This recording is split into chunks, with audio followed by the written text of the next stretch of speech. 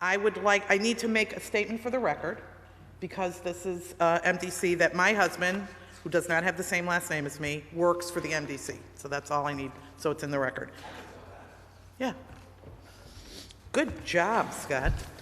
So then we will have, I assume you're going to do the presentation. Actually, no. What we're going to do is in all of the resolutions are identical to what you suggested. The one thing I've been trying to, I say in my emails and I say every time I send out these is really important. We're on. Oh yeah, so why don't you go over there, introduce yourself, and to our home Hi, audience. Scott Jellison, CEO of the MDC. So the one thing that I just want to clarify, as we know, City of Hartford has already supported the integrated plan, so we're very thankful of that. This is just a little tweaking of the request. It's not just to support the integrated plan, because here's the challenge. We believe we're going to finally get the integrated plan approved, but the problem that we have, if they do approve it, is they've told me personally they may not give us the grant money that we were expecting. And so that's why the resolutions, it's really important, even if it's not in the resolution, but maybe in your letter to me, if the full council approves it, is that the integrated plan and the expected 40 to 50% grant is also part of the approval, because that's the way we're going to present it. We have presented it. That's the way we're going to expect DEEP to support it. The DEEP would tell you that, and it's true, that you can't commit a future legislature for funding, right? And we agree with that. But DEEP itself is the one who decides what the priorities are if there is grant money on the clean water side. So DEEP can decide and say, listen, we prioritize the MDC projects because we're in the middle of a $2.6 billion project and we've spent, quote, $1.7 billion. We need another $1 billion. And our position to the state is, we're halfway through this project. You can't just now take away the grant money because we're using integrated planning. We're basically fixing up old pipes to solve the same problem, the regulatory problem. So hopefully we can get that from the city to clarify that point. And then obviously the $13 million is a really important part. So Joe LaLiberty is going to do the integrated plan piece. Chris Levesque, who's the chief operating officer. Joe LaLiberty is our CDM consultant. They're our program manager for the project. And Chris Levesque, who's our chief operating officer, he's going to do the budget piece. And then any questions you have, we're more than happy to answer. Thank you. Okay?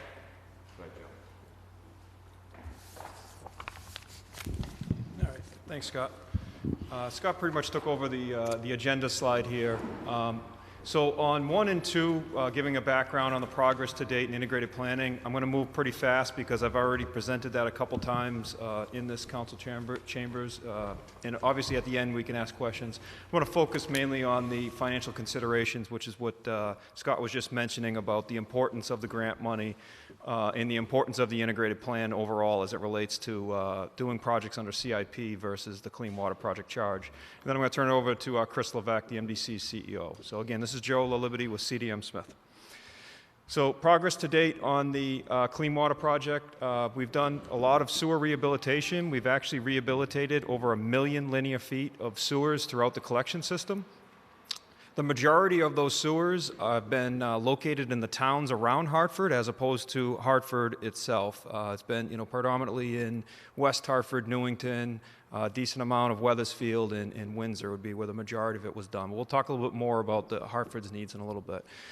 Sewer separation is predominantly in the city of Hartford. That is where we have a combined pipe that's currently taking both wastewater and stormwater, and sewer separation is making it so that you put in a separate stormwater pipe to take the stormwater out of the wastewater system so that you no longer have these combined sewer overflows. We've spent about $250 million in the city of Hartford to date with that. The Hartford treatment plant upgrade, a picture of that would be in the top left. With all the cranes, we spent close to $550 million at the Hartford wastewater treatment plant. basically expanding the treatment plant capacity up to 200 million gallons per day and making significant upgrades at the plant to reduce CSOs. The next bullet is the South Hartford Conveyance and Storage Tunnel, which is the picture in the middle on the bottom. I have a slide specifically to talk about that to give an update, so I'll do a little bit more on that later.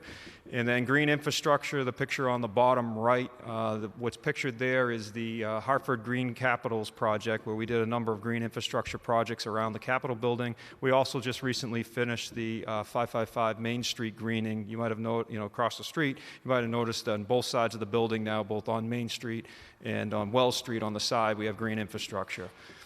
So the benefits to date is we've reduced the CSO discharges by 50%. So that's a significant improvement from where we started. I have a slide next to talk a little bit more about that. And we've seen improvements to the Connecticut River and Long Island Sound, which is what we're doing this project for.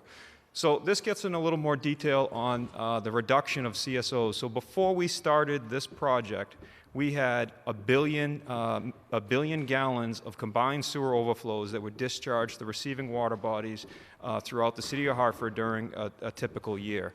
With that 1.7 billion that Scott mentioned that we've spent to date, we've reduced the CSO discharges in half, where now we are at 490 million gallons. So that's a significant improvement. And once we finish the South Tunnel project, we will reduce another 29 million gallons, which will bring us down to 436 million gallons. So when we went to develop this revised plan, we were looking at how do we address the remaining 436 million gallons as we go forward. The bullet on the bottom talks about a Save the Sound report that was released in the fall of 2008. CSO is what? Combined sewer overflow. So the bullet on the bottom is the Save the Sound released a report in the fall of 2018 that basically said that the Long Island Sound water quality is improving. In fact, it's where the Connecticut River meets the Long Island Sound. It has a much better grade than it did before. So all of the work that's been done is showing a benefit to the local community, to the Connecticut River, and all the way to the Long Island Sound. So an update on the South Hartford Conveyance and Storage Tunnel, otherwise known as the South Tunnel. It's 4 miles long. It goes from the Hartford wastewater treatment plant on the right-hand side of the graph, and it works its way across the southern portion of the city of Hartford to West Hartford on the left side of the picture. We're approximately 1.5 miles in. We're probably somewhere around I don't think this one has a light, but right after the bend. Right. So it's a 18-foot diameter tunnel. The volume of that tunnel will be 41.5 million gallons. So it will store this wastewater during this combined sewer overflow. It will drop down into the tunnel for storage and conveyance to the plant. And then when the plant can take the flow, it will treat it. It's about 175 to 250 feet below the ground surface. There's 6 intermediate drop shafts, which are the pink or magenta circles that are located throughout Hartford, and there's one in West Hartford.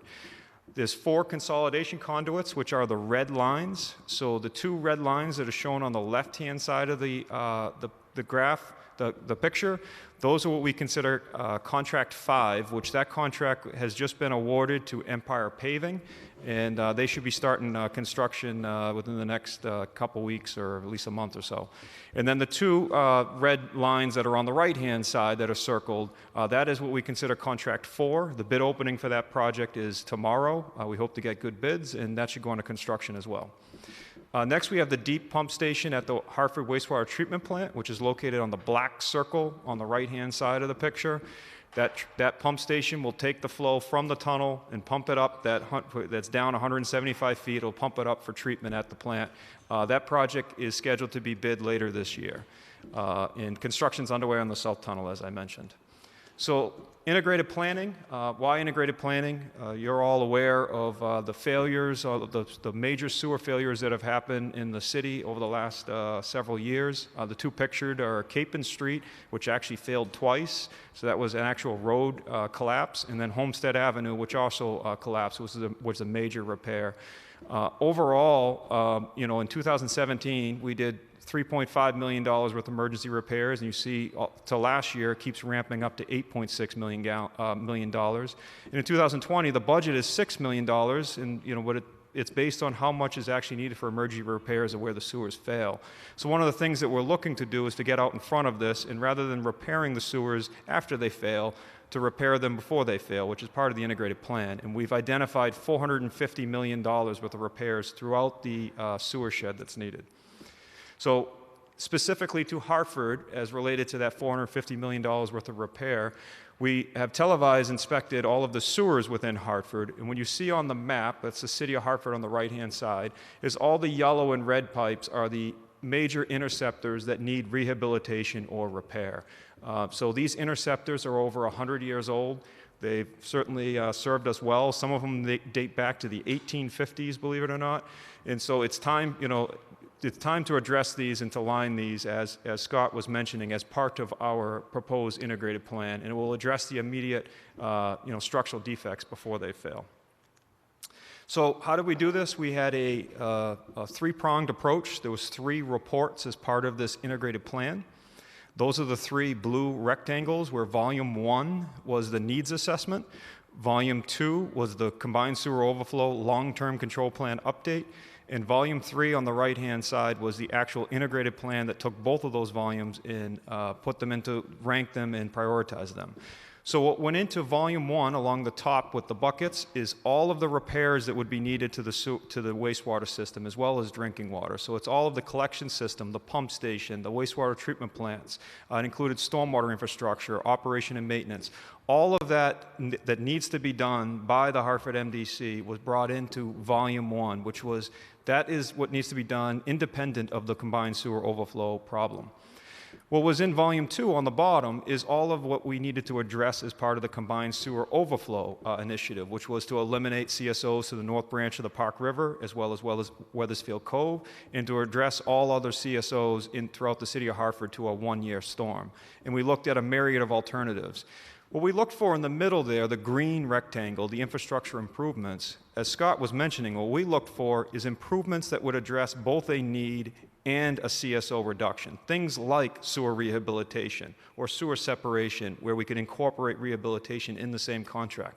Those were projects that we were looking for as part of this integrated plan. And those were projects that scored high when we brought them into volume 3, the integrated plan. So all of the projects were then ranked with a ranking system that was developed with Connecticut DEEP.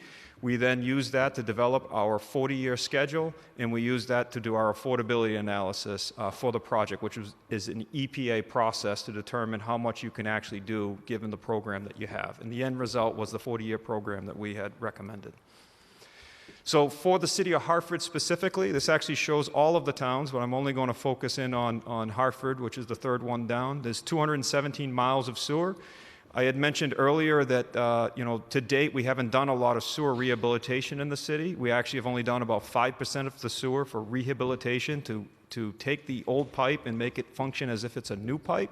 You can see some of the other towns, like I mentioned, Newington and West Hartford, have a higher percentage there.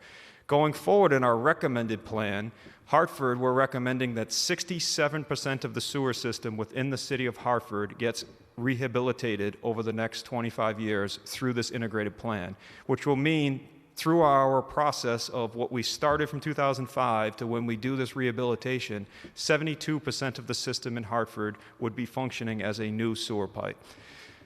On the right-hand side, it looks at sewer age. So before we started the program, the average age of the sewer pipes was 74 years old. And that's the average. Like I mentioned, we had some pipes that dated back to the 1850s. If we had done nothing and continued to ignore the system, by 2043, that sewer age would be 107 years old, and we would have a number of emergency repairs as we go forward. But with the program that we're recommending, we'll reduce that age down to 39 years old, which is a tremendous accomplishment by moving forward with this integrated plan. So the benefits of the integrated plan to all of the towns is that we're prioritizing the existing infrastructure repair, as I've been talking about. We're addressing the aging sewers in the towns so that before they fail. We're looking to reduce and stabilize the projected ad valorem increases. That's something I'm going to get into a little bit more as we talk about how the emergency repairs are funded versus how the Clean Water Project would move that onto the Clean Water Project charge. And we're doing this in coordination with the municipal stormwater projects. So financial considerations, this is one of the important slides I'd like to spend a little time on. So CMOM, which is Capacity Management, Operation, and Maintenance, is something that is mandated by the EPA that the MDC do. And so through the CMOM program, we had to televise inspect all of our sewers, which identified that $450 million worth of repair. Well, those repairs previously weren't considered under the Clean Water Project because they weren't part of this proposed integrated plan. So in the past, when we did these repairs, they were done on the ad valorem system. And what we're proposing going forward is to do them on the Clean Water Project charge. So in 2020, because we don't have an integrated plan approved,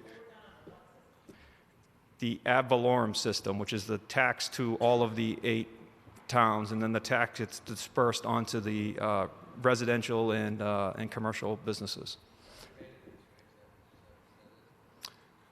The data. Yeah, so the way we have two taxes in the sewer system. One is on your water bill. I'm not sick. I'm kidding. So we have two ways of taxing for the sewer system. The day-to-day sewer system use for the typical sewer pipe in front of your house, operating the plant, that all gets paid for by the 8 towns through what we call ad valorem tax, which is basically a tax system. We send 8 bills out. And we actually have a slide that shows the breakdown, but 8 of our towns, member towns, pay for the sewer service to everyone. The Clean Water Project, the $1.7 billion, the $2.6 billion, that's being paid for separately and distinctly on the water bill, 2 different charges. So we kind of mix and match because this slide is really saying if you don't approve the integrated plan, meaning our towns get behind the integrated plan approach, the longer you wait, we have to continue to do these projects that would have been paid for by the clean water surcharge from the water bill by ad valorem.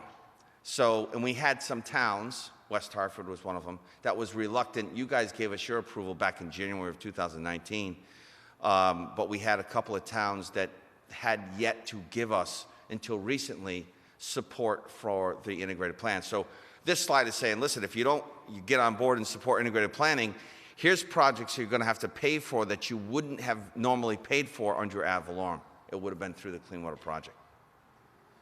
And one other thing to note here would just be the last bullet, which if the integrated plan is approved, then the Clean Water Project, the Clean Water Fund, Connecticut DEP's Clean Water funding should apply, and therefore we'd be looking for grant and loan from the state for those projects. So not only would it move from the ad valorem onto the Clean Water Project charge, but it would also then should be eligible for the grant and loan from the DEP. So this slide shows the scenarios of the impacts of the Clean Water Fund financing for various scenarios, and I'll walk you through these. So scenario 1, which is the top line, is if we had continued our current plan. So our current plan was to do an all-tunnel system that would have went up into North Hartford to collect all of the remaining CSOs, and we wouldn't have done anything with the sewer rehabilitation that I've been talking about. It would have been a plan that would have just been developed. It was the original plan to just address CSOs in a vacuum. Had we done that, the peak Clean Water Project charge would have been $6.20. What scenario 1A is it takes scenario 1, building that prior all-tunnel plan, but then also does all of the sewer rehabilitation that we've been talking about at the same time. And if we did all of that, the Clean Water Project charge would peak at $7.90. And you have to do that if you would do that option, because you can't get the overflow to the tunnel because the pipes fall apart. So you got to do that $450 million. I'm sorry. I think that maybe Joe, you can answer Yeah. questions, like maybe she said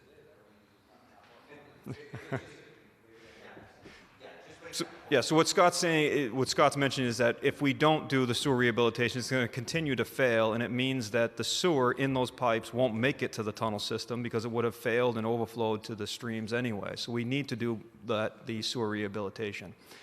So scenario 2 in 2A is what we're recommending. So scenario 2 is our integrated plan.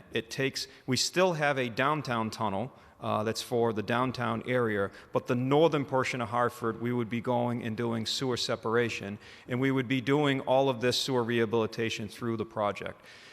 With that, the Peaks Clean Water Project charge is $7.40, which is cheaper than the prior alternatives, but you also have to remember what's going into this is now you have all of the rehab is coming in. So you're doing, the prior plan was just the tunnel. Now we're doing both the tunnel and the rehab, and it's cheaper as an average overall.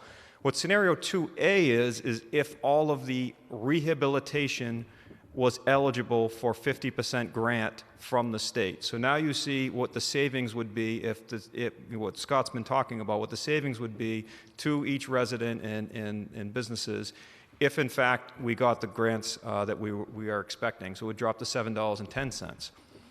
What the bottom two scenarios are saying is if we got no further Clean Water Fund grants. So these are the doomsday scenarios, meaning, and so the first one, scenario 2A.1, is we still get the grants for the contracts that we're talking about, where I mentioned contract 3, 4, and 5, which were part of the South Tunnel project, which the DEP has said that they will fund those projects. If the only grants that we got going forward was that, the Clean Water Project charge would need to rise to $10. And then scenario 2A.2, the bottom one, is if we didn't get any further grants and loans from DEP, meaning even the contracts that they had said they would give us future grant money, they don't give us grant money, the Clean Water Project charge soars to $12.65.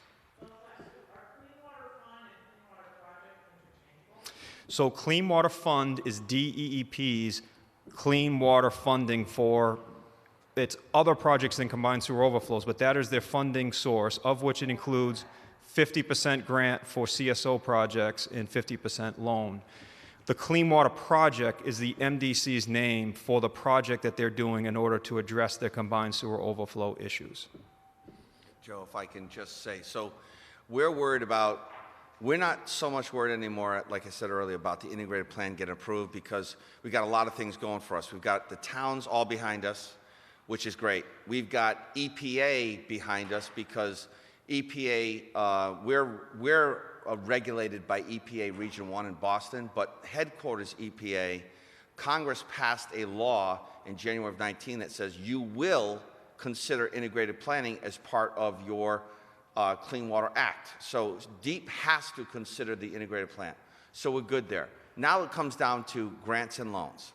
So the 740 and the 710 is about what we want you to understand. It's like the state could say, okay, we'll give you the approval on the integrated plan, but we're not going to give you the grant and loan. If you were going to build a big tunnel, we'd give you the grant and loan. But if you're going to fix up your old pipes in northern part of the city of Hartford, why would we use state money to fix up your old system? And our point is, what do you care? As long as we fix the system and we solve the problems and the regulatory mandates that you've given us, what do you care? Well, the reason why they care is because it's going to take too long and they don't like to wait. So that's important. That 710 and that 740 doesn't sound like a lot, but it is a lot, right?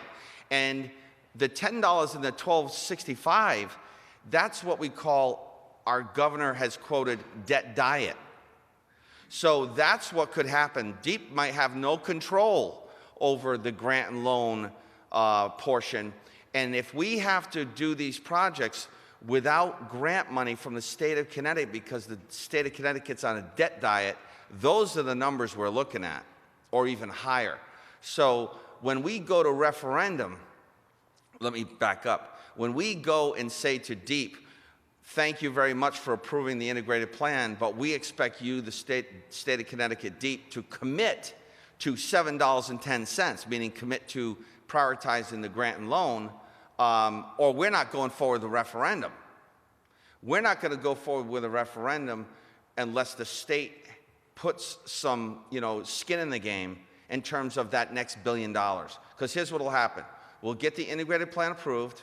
We'll move forward. We'll go to referendum. I don't think it's going to pass, but let's say it passes. And then 2 or 3 years later, people are going to forget about this conversation. And DEEP's going to say, well, you got it approved. You got your referendum approved. Keep going. but we didn't get any grant. We don't care. So we're going to be forced to do something that we can't afford. So we're looking for ourselves, our towns, to say to DEEP, we expect that MDC, our 8 towns, will be prioritized with any funding that's available in the state on the Clean Water Fund, and the MDC gets it first before anybody else. And is it fair to say that by supporting the integrated plan, we would be saying the exact same thing? Except you gotta yes, except you've got to clarify that the 40, our 710, you know, there's a very elaborate, yes, yes, I will. I will. I forward it to you. I will forward it to you. You got it. Yes, please. I would, just in short, I would add to the, you support the integrated plan with the assumed grant and loans that went into the plan. If you had both seen the integrated plan resolution that this council passed last year in support, do you feel that it needs additional language as you just suggested? Yes. Okay, so if you would forward us the additional language for us to consider, Yes, the emails that I have sent you has that language in it. The last couple of ones, the ones that I sent for Hartford that said that Hartford Council approved it. Yep. Sorry. You were excited. But yeah, that language is in that email. So this slide is continuing to go further into the clean water project in the integrated plan funding sources. So MDC is looking to continue to maximize the DEP grants and loans. So on the left-hand side, you know, all these balls are showing going forward. So the left-hand side is what we had planned originally for the clean water project back in 2008. The bigger part of the pie on the left is the MDC bonding it themselves. The red is the state loans, and the turquoise is the state grants. The ball in the middle is what we actually received for clean water project funding to date. So we received this is across all of the projects. So to date, we actually have received more grants than we had originally anticipated, which is great. And we have received more state loans than we had anticipated, which is great. The state loans are at 2%. They're typically better than what you could get on the bonding market, although right now, you know, that's questionable. But over the course of time, that has been a better rate to borrow money from the state. So on the right-hand side, it shows what we're forecasting in the Clean Water Project through the end of the program. So we're forecasting that we continue to get the state grants at a high rate or even higher than we've gotten to date, because all the projects in the integrated plan should be considered eligible, and then the state loans. So that's why it's very important that we get the state grants and loans going forward. This slide shows the average household bills for Scenario 1 versus Scenario 2, and it's average for all 8 member towns. So if you remember, Scenario 1 was our prior plan. I didn't put all 4 scenarios on here to further confuse it, but Scenario 1 is the prior plan that we had approved from DEP, which include the all-tunnel plan. And Scenario 2 is our proposed integrated plan that includes all of the sewer rehabilitation in it. So the green bars on each of these are in 5-year increments. So if we just look at 2019 on the far left-hand side, the green bar is what the average resident pays through the ad valorem tax that goes to the towns, and the towns then put that on through the tax bill onto the homes. And the blue represents the average that a customer pays on their water bill for the Clean Water Project charge. So those are the 2 things that Scott was mentioning earlier, the 2 ways that the sewer program is paid for. So as you go forward in these 5-year increments, one of the things that we were looking for was that as we shifted and prioritized this sewer rehabilitation, we wanted the program to be equal to or less than the prior program. So as you go over towards the right, you see it in 5-year increments. The bar on the right shows Scenario 1, and the bar on the left in each 5-year increment shows Scenario 2. And I know it's not, you know, a lot lower, but as you start going in time, it starts to reduce more. So what we're showing is that we're able to prioritize the sewer rehabilitation, push off the downtown tunnel, go to the sewer separation work in northern Hartford, which will address other issues than just, the combined sewer overflow issues. It'll hopefully address stormwater issues, there's flooding issues. It will revitalize the water main at the same time. So if we do all of those projects, we're actually showing it's a little bit cheaper on average for the MDC customer. Yes?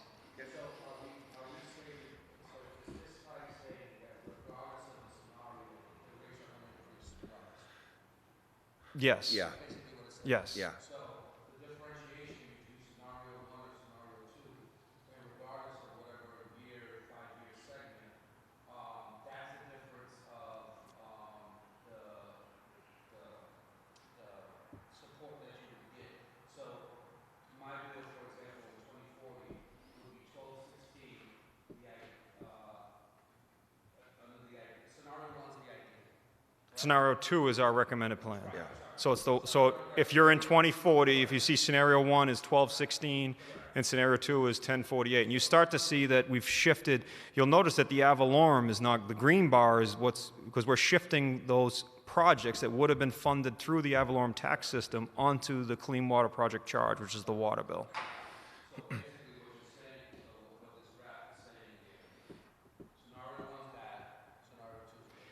Well, they're close in. Yeah. But the big difference between scenario 1 and 2 is scenario 1, the infrastructure renewal is delayed, so you're going to continue to see those sewer failures. Whereas scenario 2, we're prioritizing the sewer rehabilitation into the clean water project, which is part of the integrated plan. So they're not apples and apples. You have two different things that are going on as it relates to the existing infrastructure. Let me just try and this chart's telling a couple of things. If you look at the green on all of the charts, the whole chart, notice how the first green bar on each 5-year increment, how dramatically it spikes, versus the second green bar is very gradual in growth. That's what we call stabilizing our ad valorem sewer charge to our towns, meaning getting a consistent spend rate. And how we do that is by shifting the work on fixing the old pipes away from ad valorem onto the clean water project. The reason why the first blue bar ends, you can see it's larger, and then it slowly, in the last 5 set of years, there is no blue, right? And that's because we've built the big tunnels. But what this chart doesn't show is, and Joe showed this in some of his charts, the more we spend on building big tunnels, the older the system gets, the older the pipes in front of your house gets. And that green bar at the last 5-year segment is becoming exponential, because the system has gotten older and older and older. Deep got what they wanted. We built a nice, big, beautiful tunnel. We spent all of our money doing it. We spent all of our time doing it, neglecting the rest of the system. And that's why that green bar on the first segment of these charts is getting higher and higher. So this is really about, you're spending the same amount of money. It's a matter of what you're spending it on. And the first bar, you're spending it on big new infrastructure that does nothing for your day-to-day service of your sewer pipes to your house. The second bar is we're taking that same money and spending it in front of your house. That's the difference. And I would like to say that, every town, and we went through this in exhaustive efforts, every town is different. This is the average. But the important part of this is we've got only so much money, and I'm just going to use, these are rough numbers. You've got $2 billion worth of clean water tunnel stuff, and that makes Deep happy, and us all happy. And then you got $4 billion worth of other stuff that needs to be fixed. And it's a total of 6, give or take. The question is, do you spend $2 billion on tunnels and push off spending the $4 billion over a longer period of time, and that $4 billion becomes 8? Or do you take that $2 billion and we've already spent 1.7, and you start to spend your money on fixing up the old pipes. It's really that simple. So you're really spending about the same. It's what you're spending your money on. How do you think, though, it came to that where it was so well thought out in the beginning with a tunnel Yep. to where it is now? Well, let me just, so here's the problem, right? When we did the tunnel concept in 2012, we were doing separation. And as you all know, on Main Street and on Albany Avenue and on Franklin Avenue, the separation work was a disaster. Why? Not because of the separation work, because of the time frame that we had to do it. So that's being dictated by DEEP. DEEP says you have so much time to get all this work done. So we had, as you all know, Albany Avenue, we had 5 separation projects going on at the same time, the same 2 or 3 summers. So our mandate is not just what we do, it's how much money we have to spend over a certain period of time. We're required to spend on average $90 million a year over a 5-year average, minimum 40. And so those parts of the consent order are driving what and how we do it. So when we started thinking about, okay, how are we going to deal with this? We can't do what we did to Franklin Avenue. We can't do what we did to Albany Avenue. What's a better solution? We talked with DEEP. We tried to find a solution. They didn't want to hear anything but you must do X. They weren't willing to give us any relief. If they would have been willing, and we had the political support in 2012 to take an extra 40 years, we wouldn't be having this conversation right now. But we didn't, so we had a couple options. We can't do the separation work like we did. If we're going to have to maintain those schedules that they expect, we had to build a tunnel to West Hartford anyways. It was a smaller tunnel, but it was there to pick up the SSOs, the separated sewer overflows in West Hartford and Newington. So the logic was, if we got to build a tunnel anyways, let's build a larger tunnel, use the larger tunnel to not have to do any more separation in Franklin Avenue and pick up the overflows that way. So that was the logic. Now, every year you get smarter, right? So every year, I hope so. So every year you get smarter and smarter, and you say, holy cow, if you would ask anybody today, when you supported the long-term control plan in 2006 and in 2012, would you have realized how much you're paying? No.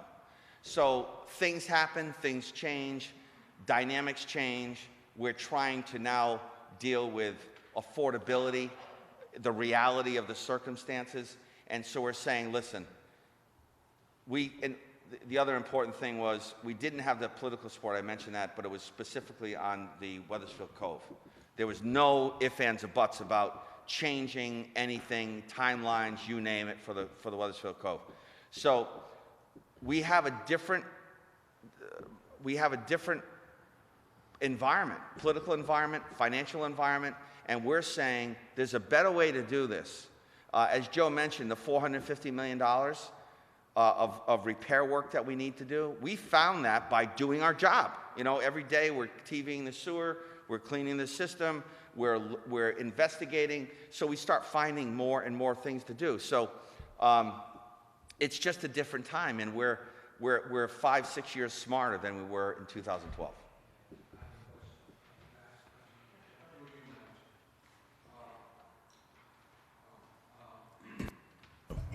We got to start using it, Rick. I haven't been using it. Sorry. Based upon this slide, and I don't want to be a logjam in your presentation, my grandkids are going to have to pay more for water in 2060 than I would be paying now, right? Regardless. Right?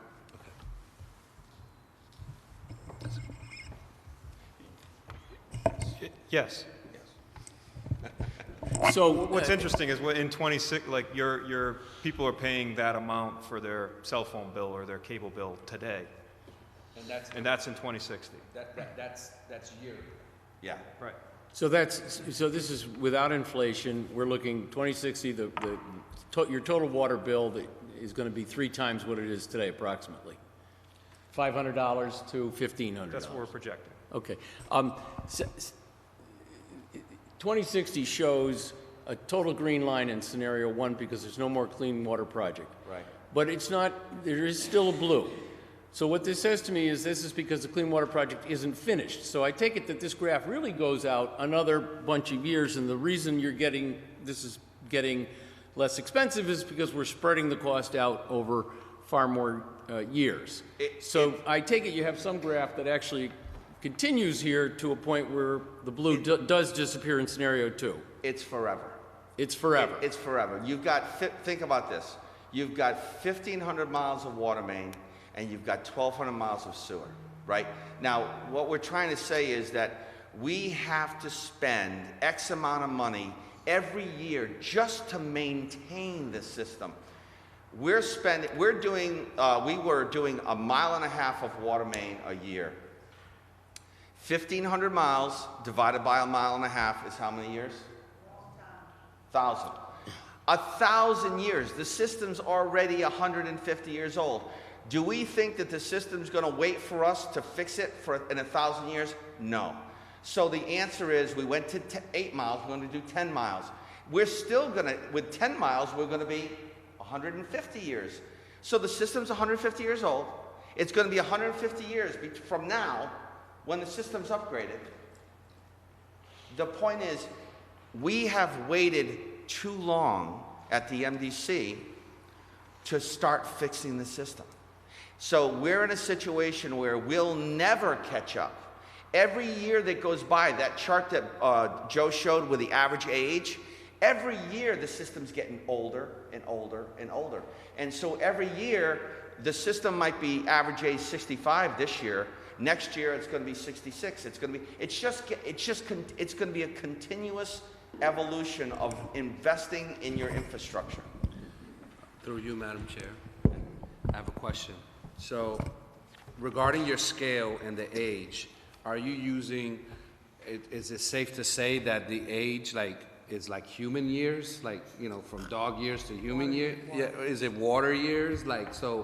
Is that the scale that you're using? Because, there's different lifetimes on different things. On chairs, it might be, So that's what I'm just saying. Our water system is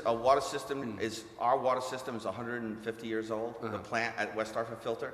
So let's say 150 at the worst, 60 years at the best, or 45 years at the best. But the long and short of it is, we haven't even talked tonight about $700 million worth of work at the West Hartford filter and the reservoirs. There is so much money that we need to invest in our infrastructure if we're going to keep the water on and the sewer service running. This is a way of simply saying, you've got to take the money that you have and you've got to prioritize it on the things that are falling apart. Not building new things that make the regulators happy because it solves their problem quicker. I use this analogy, and I'm going to use it again. I've done this with some of the council last summer when we had this presentation. I'm going to use scenario 1, building big tunnels. Let's say that the state of Connecticut DOT says to the city of Hartford, Farmington Avenue is a disaster, which it is. I'm kidding. Farmington Avenue is potholes, it's a mess, the traffic patterns, blah, blah, blah. DOT comes in and says, City of Hartford, you are going to build a new highway immediately from Hartford to West Hartford because we can't get to West Hartford soon enough. And you say, okay, that's going to cost me $2.6 billion. And you say, but I still have to fix Farmington Avenue, and that's $2.6 billion. And they say, yeah, we don't care. Would you give me an extra 40 years and I'll fix Farmington Avenue for the 2.6? And we'll kill 2 birds with 1 stone? And they say, but that's going to take 40 years. I'm not waiting 40 years. I want it done now. So that's the same thing. The tunnel concept is the regulators want it now. And we're saying, But that means the only way we could do it now is to build bigger, new stuff and leave the old stuff alone until we can afford to fix that. So that last bar, those 2 bars, what we don't know is we're guessing what the system looks like in 40 years. And we're assuming it's getting older and older and older, and those numbers are exponential. And so we just don't, we're guessing today what it looks like 40 years from now. So just going back to my original question. So let me rephrase the question. What is bad years for these pipes? It's a third, obviously younger is better. I'm not trying to hold you to something, but like 50 years good, 20 years, I mean, obviously we're not going to get to the ideal according to what you're saying, because we're always going to be behind, like you said. I get it. Yep. But what is the ideal? What is the lifeline of these things? I understand the newer innovation and all of that stuff, but just, you know, trying to compare apples to apples, what is a good year for a pipe? So the sewers that were built back in the 1850s that have made it to today have made it, you know, 160, 70 years, 170 years, right? Correct. But the average was 75. They're starting to fail. Typically around 75, 100 years would be considered, you know, you really ought to be thinking about replacing that. Okay. What we're doing when we rehabilitate, we're putting a new pipe within that pipe. And when we do that, we're then saying it resets back to year 1. That new liner that's in that existing pipe, the liner companies will tell you it will last 50 to 75 years. A lot of people think that it probably will last 100. It's a better material than the original material that was built, so why wouldn't it last just as long as the other one lasted? So when we talk about taking your average sewer from 74 years old, and it would have gone to over 100, down to an average of, say, 30 years, that is very good, that's very substantial. So an average sewer system of 30 years old means about, you know, half your, if you look at that as a median, below that line, the sewers are great. Above that line, they're starting to get old. I mean, and that's why Scott's saying that this will go on forever, because we laid out a 40-year plan. Well, in 40 years, the sewers that we didn't touch It'll be 40 years old. Right, and so I think the previous slide said 39 years, right? Not 30 years, okay, all right. Yeah, I was trying to memorize. No, you don't them. have to go back, I'm sorry. Okay. Yeah. Thank you, Madam Chair. In 2060, have we accomplished what the consent order wants, Yes. regardless of whether it's scenario 1 or scenario 2? So what we laid out was a 40-year plan to address the combined sewer overflow, the 1-year control. So 40 years from 2020 is 2060. That's why it ends in 2060. It would continue even if we didn't have it. So we laid out 40 years worth of projects to get us there. When we take out a loan in 2060 for the final project, it takes 20 years to pay off that loan. So even if we didn't do a single other project, this graph would extend out another 20 years to pay off the debt from the projects that were completed in years, 2040 through 2060. What Scott's talking about is that, yes, we did a great job of laying out the next 40 years, and who does that? I mean, that was a tremendous amount of work, but once we get to that point, we're not done, because we're going to, as we go towards that point, we're going to identify additional pipes, additional issues that need to be addressed, which would then be added on at the end, say in 2061 and going forward. And then what about, though, what happened in those first early years, like the 2006 to the 2019? I just want to say this one thing, Yep. and this is scary dangerous, right? I just came back from Boston. I was in Boston last week with EPA talking about all this regulation, how it's killing communities, right? The cost is unbearable. Remember what the Clean Water Act says. We agreed with a consent order with DEEP and with a consent decree with EPA Boston to specific things. On the SSOs in non-Hartford towns, we agreed to eliminate the SSOs. We agreed in Hartford to eliminate to a 1-year level of control, or to eliminate to the Weathersfield Cove, which is 5 CSOs on Franklin Avenue and 4 CSOs in the North Branch of the Park River. But the Clean Water Act says the ultimate goal is to eliminate CSOs. So 30 years from now, 20 years from now, 15 years from now, DEEP can say, you did a great job, but you know what? We want you to do more. And that is a real situation. And MS4, and you must know what MS4 is, MS4 is stormwater. So in 1972 to 74, they developed the Clean Water Act. 40 years later, they realized stormwater is really the problem. It's not the sewer that's the problem. It's the stormwater that's taking up the sewer pipes capacity. So now they've created MS4. So guess what? Now everybody's going to spend lots of money. CDM has predicted our towns, Hartford and the other 7 towns, on average, will spend upwards of $10 million in the next 5 years on MS4. So the regulators are shifting. They've got everybody engaged in the clean water projects and the long-term control plans and the improvement to the sewer system. Now they're focusing their attention on stormwater. So this is just another example. Joe showed the buckets. That's why the buckets are important, because we're saying, listen, we can't afford to fix the water system, the stormwater system, the existing pipes in the streets, and your regulatory mandates of tunnels. We've got other priorities than just your regulatory priorities. Pick up those overflows. We've got pipes falling apart. So, I'm sorry, I interrupted you. No, I think I can answer, because you had a similar, question earlier. Two things to your point. If 0 is the goal, is that because of, the area that we live in, that's an unrealistic goal? Is it because of the age of our pipes, how our cities are built, that it's older? Is that? It's a national goal. It's a Clean Water Act goal. But is it a national goal because it is achievable in some areas and not here because of the infrastructure that We actually we baselined the Hartford MDC against communities of like size across the country. And a lot of the communities of like size across the country, their plans right now, on average, are about a 3-month level of control.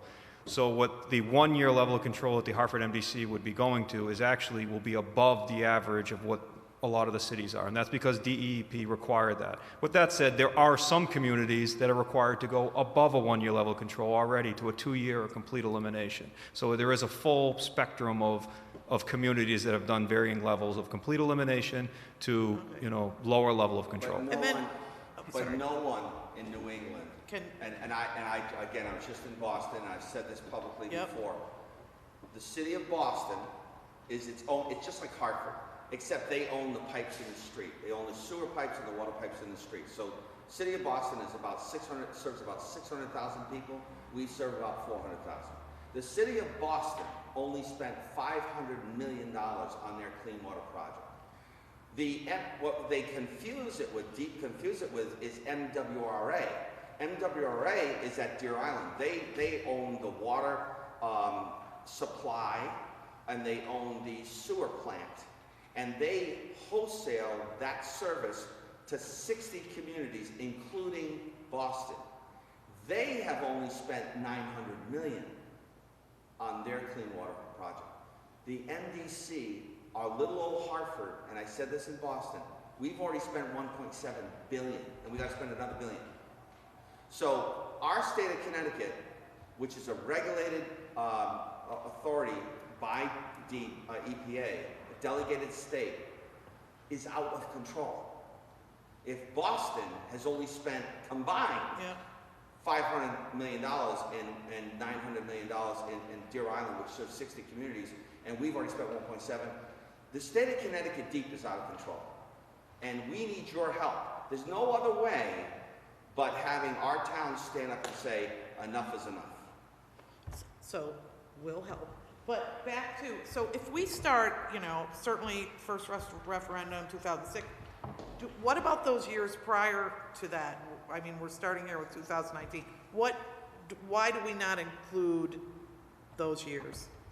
Well, we did a lot of the work that was done, and Joe was here, I wasn't here, but Joe was here in 2004. A lot of planning activity was going on. So we really didn't start construction activity until 2008. Okay. So between 2004, there's a lot of discussions with Weathersfield Cove and Dr. What was his name? Mitchell? No. No, not because I was a part of those original ones. That's why I say that. A lot of community. A lot of stuff. So we didn't physically start building stuff until 2008. Okay. And then, so then why do we have a baseline that starts after that? On, Well, I mean, why do we? Okay, so this is just from integrated. From so today we're going just forward. forgetting everything that happened. Okay, all right. And it's encompassed in those Yeah. numbers. Okay, I mean, all right. Right. those blue numbers include what we spent to date. Okay, You Right. know? Yeah. And what we've accomplished to date, we've reduced this, that's why, we have a lot of benefits from what we did Yep, to date. yep, We've just- reduced this okay. combined sewer overflows by over half. Okay. Yep. So I'm gonna just show and tell you. He go. He's not listening, John. Nobody's going to hear you, but that's But okay. they all Okay. It's higher here, it's higher here, it's higher here by a lot. Yeah. Then it kind of evens out, it's higher here. What you're really doing, trying to level off these intermediate years? No, those differences in years or dollars has to do specifically with how much money we're spending, what projects we'll be spending it on. So it's a matter of, the first bar on each 5-year plan, you're spending a lot of money on the tunnels, Right. and you're really slowing down in the later part of the years. On the second bar, you're really averaging that. We've said $40 million. We'd like to spend $40 to $50 to $60 million every year on the clean water project over a longer period of time. So that's why it stabilizes the greens and it stabilizes the blues. But it's forever, because like we've said, when you get to 40 years from now, everything we didn't touch is 40 years older, and we're in a sense starting all over again. So Councilman Gale, I think in some degree it did work the way that you pointed it out. What happened is the left bars, we have the major debt from the Hartford wastewater treatment plant, $550 million. We have the debt from the South Tunnel, which is another $50 million, right? And then we have all the other projects we did, but those are the two big projects. Our prior plan would be to start another major tunnel project now, which means we would have had to push through another, I don't remember what it was off the top of my head, but it was north of $500 million. I think it was $700 million to do that tunnel project. So that would have pushed through, which is why you're seeing all of that being much higher. Whereas what we're proposing is a more steady progress, and we're taking the tunnel that we still need to build, the downtown tunnel, and we're proposing to do it 20 years from now so that it fits in here. That's why you're not really seeing it as a blip, because it will replace the debt from the treatment plant and the South Tunnel. So the South Tunnel project that we're building now, the debt from that's going to come off 20 years from now, and it'll get replaced. It'll get replaced in 2038 with the next tunnel. So we're able to smooth out the way it looks. Deep would argue, get both tunnels going as quickly as possible. And we're saying, hold on, let's finish paying off the first tunnel before we start the second tunnel. I might ask this already once, we should try a second time. When we get right here, on either scenario, do we have the same end product? You have a better product because... So that we don't have the same end. No, because what you have is here, what Joe showed you, this is making those averages drop. This second bar on each line, we're spending real money on the existing system, which is allowing the age of the existing system to slowly drop in average age, right? If you do this, yeah, you pay for the new tunnel quicker, it's paid off, but these ad valorem charges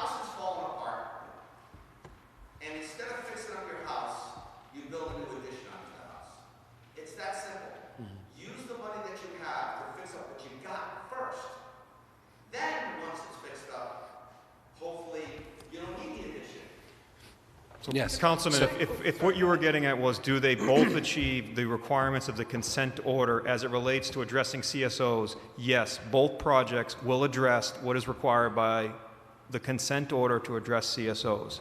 They're doing it with different projects, and one of them is prioritizing sewer rehabilitation while the other one is delaying it. So, through you, Madam Chair. So, and again, you may have said this, but I'd like to have things digested like I'm 5 years old. So, if I'm looking correctly, from 2030 to 2060, with the clean water project charge, that cost on scenario 2 remained largely, it's the same, 531 across the next 30 years, right? It's a projection, yes. It's because the way we did the clean water project charge is we have it peak at a certain rate and then it stays the same. And it'll stay the same. As to whether it will actually do exactly what's on this. I won't hold you to it. Maybe my grandkids will. So what scenario 2 also does is provide stability with the clean water project charge. Right? Yes. Okay. So, two things. Can we get a copy of this? Yes. Okay, and why wouldn't a town want to support the integrated plan? Well, I would tell you this, is that... What would be their reason? I would, so West Hartford has supported the integrated plan. And one challenge that West Hartford has had is I hate to even try to answer that question, but I would say what I see is that West Hartford has been allowed to blame the MDC for their lack of storm system in their town for a long, long, long time. And they have done nothing to improve the storm system except to blame the MDC. So we have gained traction there by, unfortunately, a few terrible events called Lynbrook. And if you heard the story about Lynbrook and the sewer collapsed and the liner collapsed, and we went through a huge education with a bunch of local residents who happened to understand this industry.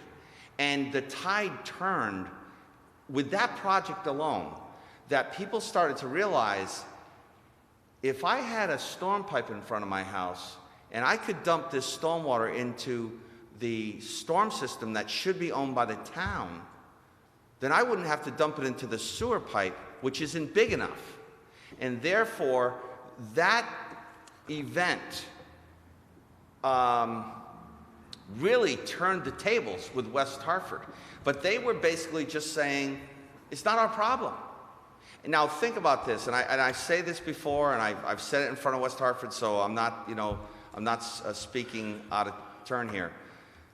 But when you have a house in West Hartford that is valued at $600,000, and the same house in East Hartford is valued at $300,000, and you can't flush your toilet during a rainstorm, I can't imagine why the council and the mayors wouldn't be jumping at fixing this problem because of simple taxes. And I mean, West Hartford has a major problem. They have kicked this can down the road. They finally have come to the table only because the residents in West Hartford have finally said, it's not the MDC's fault. It's our fault. It's the town's fault. And that's the reason. And I would just add, you could have the value of any house. You should be able to flush your toilet. I agree with you. I would agree with you, but when you have a town telling your public that it's not your fault, it's the MDC's fault, and that's been going on for 30 years. They came on board with the MDC in 1982, and it's been the worst experience the MDC has had. I mean, we kind of wish they would have stayed on their own, but it is what it is. So you're saying Hartford's been better? Yes. Oh, okay. Except for MS4. Just wanted to put that. There is a difference between the two plans to answer your question, there is a difference where the prior plan, we would have completed it by 2032, which means we would have completed it within 12 years from now, whereas we're proposing to complete it over 40 years. So that's the difference between the plans. So from an environmental standpoint, someone could say you're taking much longer. Well, the reason why our prior plan was tunnels, like Scott had mentioned, is because they only gave us a certain amount of time to complete the project. That's what we had to do to complete the project by that amount of time. Integrated planning came out since we first developed our plan and allowed for us to evaluate not just addressing CSOs, but a more comprehensive plan. In order to do that more comprehensive plan, it's what we're proposing. It's going to take us longer to address the combined sewer overflows. So if someone was here today to speak against it, they likely would be saying it's going to take longer. But you get it done quicker, and you have a beautiful tunnel. And it would look beautiful, and it would work great, except the pipes that bring the overflows to the tunnel are falling apart. That doesn't make any sense, right?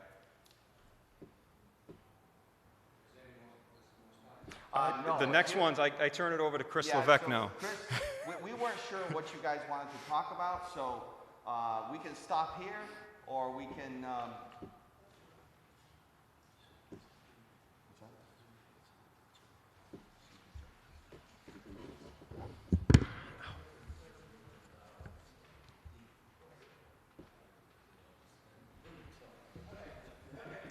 If I may, there was one, Chris Stone from the MDC, there was one question asked by Councilman Gale, and that had to do with whether the resolution as it's presented incorporates all that the MDC would want the city to incorporate in the resolution. You do that by reference to a recital, which appears on page 2. The second recital talks about the success of an integrated plan is contingent upon the state providing the grant and loan funding to the MDC at the same levels as in the past. So you say that in the recitals. If you can just include that, a reference to that language in the actual resolution, that'll solve the problem. If you can add the 40% to 50% grant, that'd be great. I didn't know if you were going to vote on this tonight, Councilwoman, or okay. Then if you want specific language, we can get that to you. All right.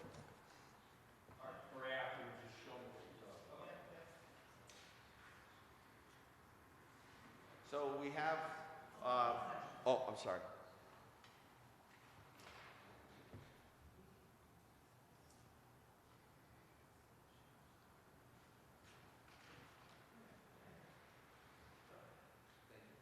No problem.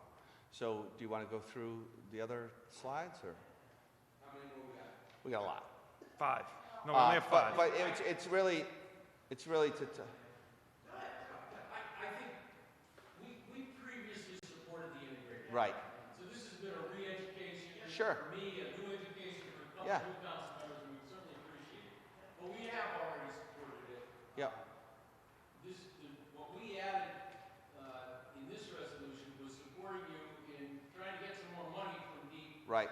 as a result of what's going on at the landfill. Right.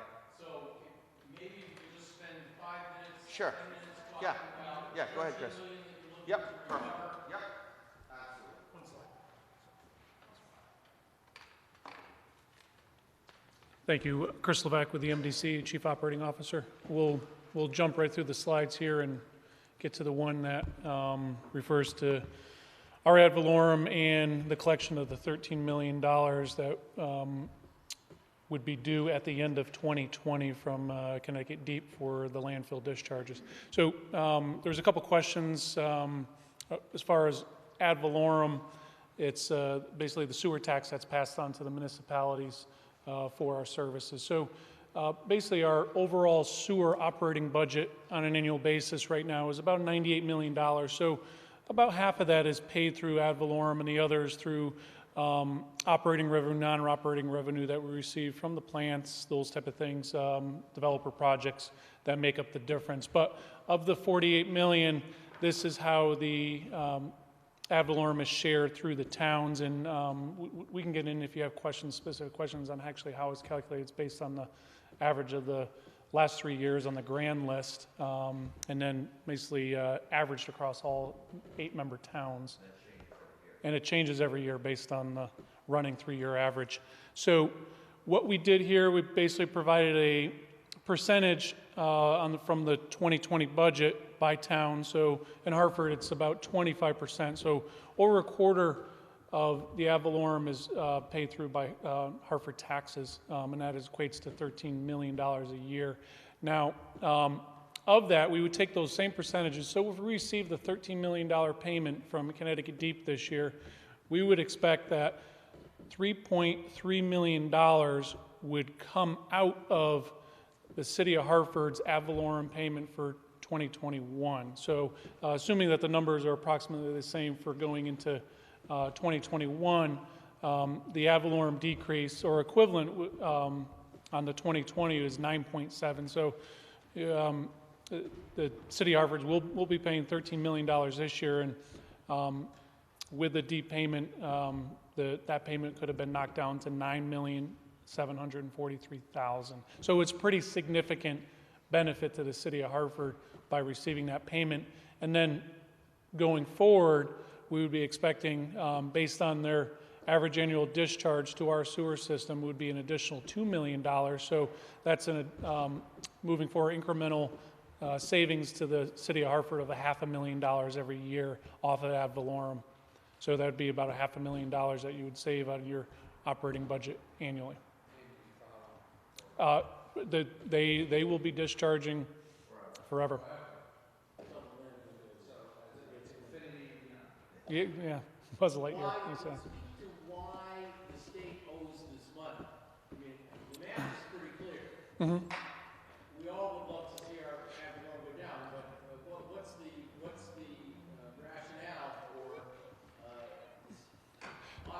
city council here, telling our legislators, you've got to go do this because I'm assuming you're telling them to do this because it's the right thing to do. So tell us why it's the right thing to do and why the state, whatever the state's doing, is the wrong thing right now.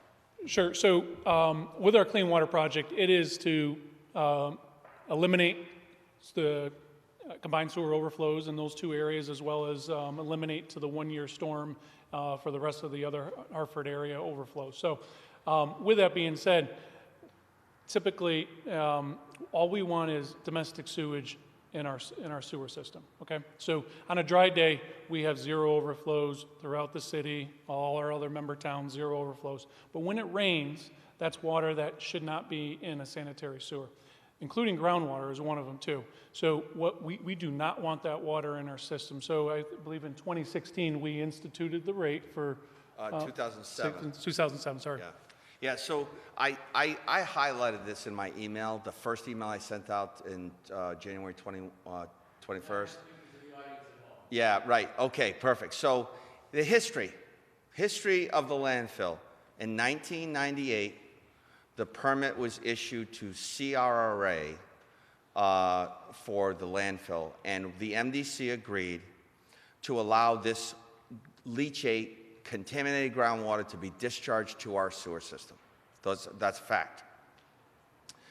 We didn't have a contaminated groundwater charge in 1998.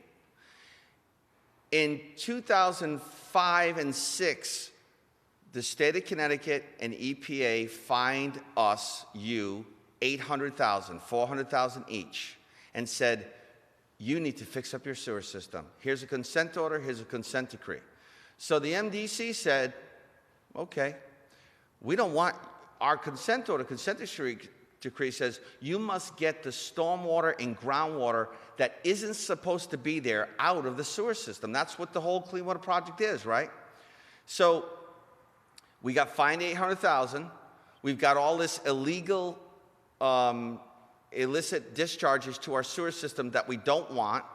So we said in 2007, after the $800,000 fine, we said, we're going to de-incentivize people to discharge groundwater, especially contaminated groundwater, to our sewer system by developing this rate. 2007, we create the rate, and unfortunately, it wasn't until 2016 that the MDC realized that the state was not paying the proper groundwater surcharge rate. They were paying, instead of, at the time it was 10 cents in 2007, and it became 13 cents in 2016, or 16 or 18. But the point was, if you're a church in Hartford or any of our towns, nonprofit, you don't pay ad valorem, you don't pay taxes.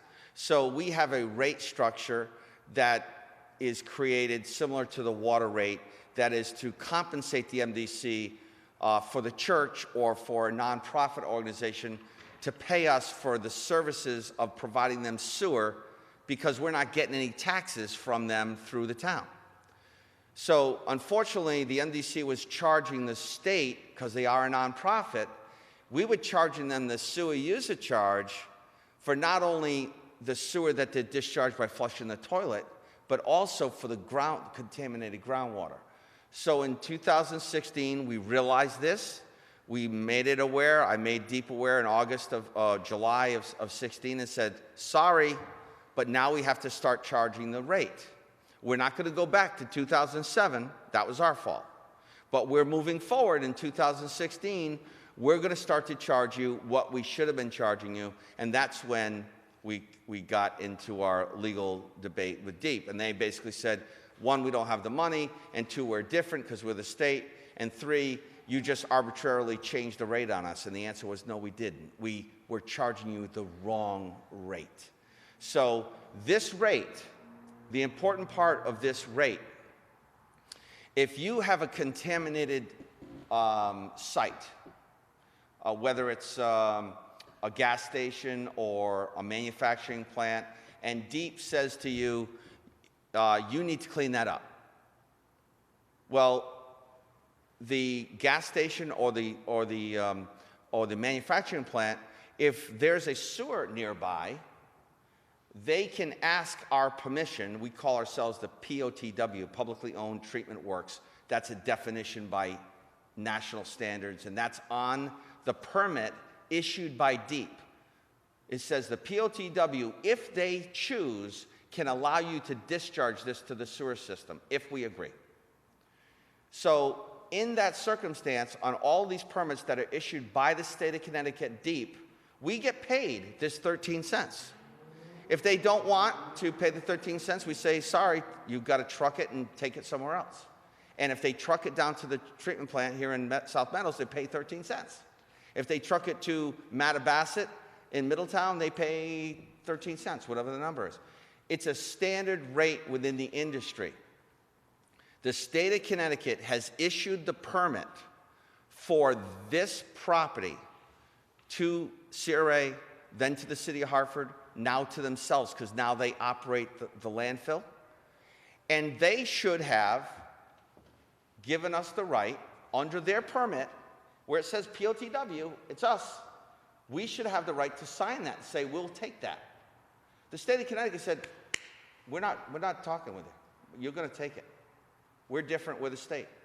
So on every permit that they issue for contaminated groundwater to be discharged to the sewer treatment plant, every other circumstance, we'd have the right to say yes or no. In this circumstance, they say, we're not paying you. You guys agreed in 1999, we're not paying you. And remember, the contaminated groundwater and the groundwater that's coming into our system, our 8 towns are paying $2.6 billion to improve it because we want to get this water out of our system. It doesn't belong there. The sewer pipe in Hartford is for 2 things. Stormwater that comes off your building, comes off the street, and the sewer, and that's it. It's not meant for groundwater to be pumped into the sewer system. It's not intended to be I'm going to use an example of the state garage on Buckingham. They just built it. While they were building it, they had to dewater because they went down so deep. They went down 3 floors. They had to dewater just so they could build. They paid the 13 cents. Now we're telling the state of Connecticut, who owns the building, if you're going to continue to discharge this groundwater, which they will because they built it so deep, they'll have an everlasting discharge of groundwater to our sewer system. We don't have to take that. We can if you're willing to pay the 13 cents. That's a revenue stream for you, for our 8 towns. It helps reduce our operating expenses, and we're willing to accept it. But we have the right to accept it. They can't dictate it to us. So I just have some small questions. Sure. I'm the new So, Go ahead, Chris.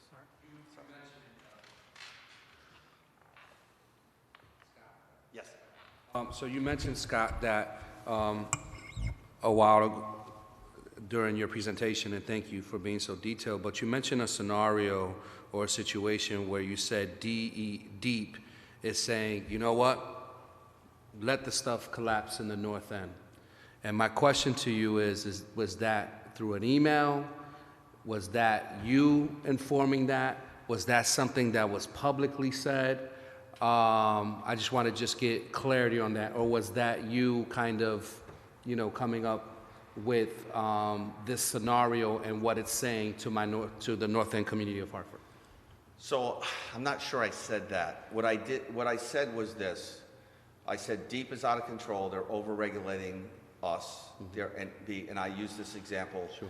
Hartford and our 7 towns around Hartford are paying $2.6 billion for a program. New Haven spent $25 million. Bridgeport spent ungats. Norwich, ungats. So they're holding us to a higher standard. What I said in the north end was the sewer, if we build a big tunnel up to the northern part of the city to solve the regulatory mandate quicker, the pipes that are feeding those overflows are falling apart. And so we've got to fix that too. We can't just build a tunnel and everything's solved. The pipes in the northern part of Hartford and in downtown need to be fixed as well. So I'm not sure, I apologize if I suggested that they suggested they don't care about the pipes. What I'm saying is they don't care by their way of their actions. Their actions are get the overflows. We don't care about the pipes in the streets. You fix the overflows quicker. And we're saying we want to use that money to fix up the old pipes. Got it. Okay. And so I just want, just for clarity and just for the audience at home, the north end pipes are worse than the rest of the city, the same as the rest of the city? I mean, is it, when we're talking about this grading system for the pipes, I mean, they're all about the same. Yeah, Because I just want to just make sure, because that, Yeah, right, and I saw the plan, and I saw Yeah. where it went, but I just want to just make sure for clarity, because, you know, that was a very impactful and profound statement that you Right. made. The difference in the northern part of the city is there's a lot of reasons, right? But probably the most important thing is lessons learned. We've learned the hard way that if I could go back in time, I would say to DEEP what we were, and we did say it, but we didn't have the political support. Now we have the political support. But if we had the opportunity to say to DEEP in 2012, we're going to separate like we were going to do. We're not building a bigger tunnel. We're going to take 40 years to do that, and we're going to fix up all the old pipes in Franklin Avenue and Maple Avenue and all those areas, and give us 40 years, and they said yes, that's what we would have done. We're just now taking that lesson learned and say, let's apply that to the northern part of Hartford. And there's other technical reasons why it's easier because of the density. You know, it's not as dense in the northern part of the city. So it's just a few different minor issues. And so lastly, through you, Madam Chair, this is my last question, I promise. Okay, I'll keep you to it. Please do.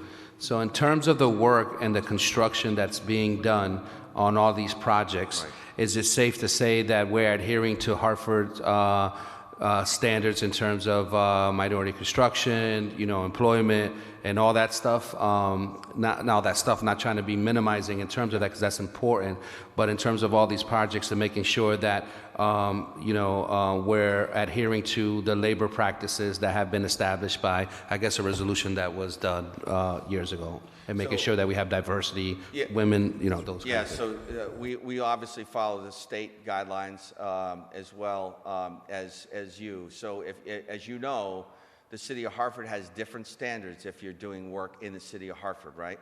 And it's city money. There's a different standard, and I think whatever it is, 50% of the employees have to be from the city of Hartford.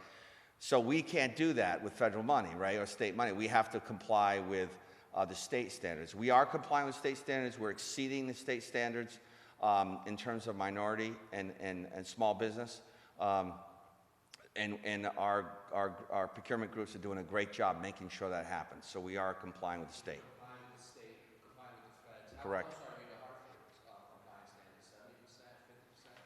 Because I realize Hartford standards are probably higher. Yeah, much, right? So, and yeah, so just remember is that if the city of Hartford gets state money to do paving, you don't hire a contractor from the city of Hartford to do that paving. You have to comply with the state's guidelines. So you'll be using low bidder, and because that person's paying, state's paying for it, and that person is paying state taxes in New Haven, so if the New Haven paver gets the low bid, you've got to give them the job.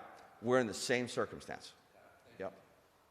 So, one last thing we're going to say, and then we're going to wrap this up. And Okay. thank you, Nick, for bringing that, because certainly there's standards for the city on hiring, but they're there for a reason. Yep. So the last resolve, which I'm sure you're all familiar with, support the city of Hartford, the MDC's $13 million plan against fee is specifically provided to agree upon, and among other things, enable the MDC to restore current capital monies previously budgeted and justly expected by the current capital and residents of the city of Hartford, and the city fully expects the MDC to do so at the efforts of the city and others in this regard are successful. I just want to be clear that as a part of our We understand that. with that said, I believe that okay, yep, so my colleague will make a motion. So, Madam Chair, I make a motion that we send this back to council with a favorable recommendation with the following amendment to the existing resolution, and I will endeavor to put that into a better written form. But what I'm proposing is that we take the third resolved clause of this resolution, which calls upon our state legislative delegation to support the city and the MDC in supporting the integrated plan, adding the language, and to provide at a minimum the grant and loan funding to the MDC at the same levels as in the past, semicolon, and then finish the resolved, and support the claim against Deep. So with that amendment, I would propose to send that back favorably to Okay. council. So a motion has been made, Second. seconded, all in favor? Aye. Opposed, abstain, passes. That, we have no old business, we have no public comment, so I have a motion to adjourn. So moved. So moved. Thank you. Thank you. Thank you. Thank you.